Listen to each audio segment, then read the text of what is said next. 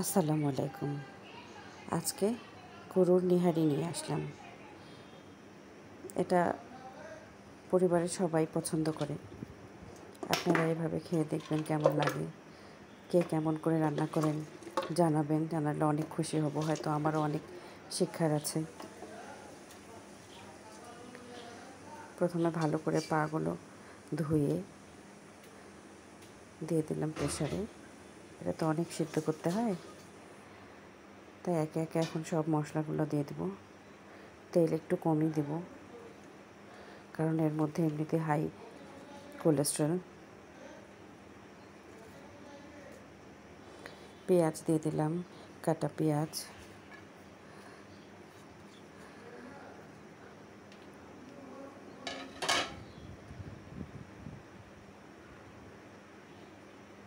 তারপর বাটা মশলা দেব।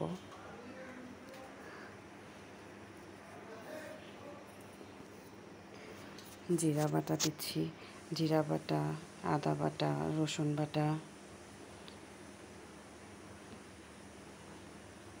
1 চামচ পরিমাণ করে দিয়েছি।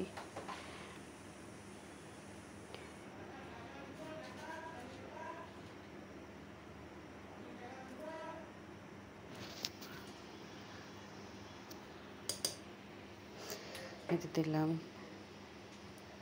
1 চামচ গুঁড়া মরিচ, গুঁড়া হলুদ 1 চামচ পরিমাণ করে দিয়েছি, লবণ দিয়েছি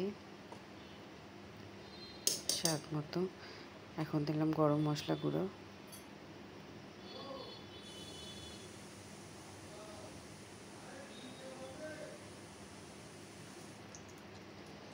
তেল দিয়ে দিলাম। তেল খুব বেশি দিইনি, অল্পই দিয়েছি। তারপর সব ভালো মতো মেখে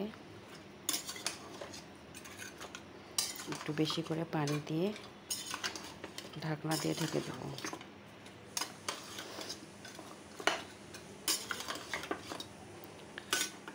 এটা বাচ্চারা খুব একটা বেশি পছন্দ না করলেও বড়রা সবাই পছন্দ করে, কারণ এটাতে অনেক ক্যালসিয়াম আছে। আমাদের এই বয়সে অনেক খাওয়া উচিত এটা।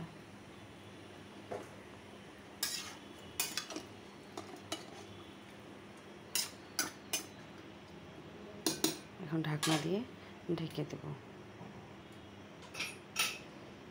অনেকক্ষণ যাবৎ সিদ্ধ করব।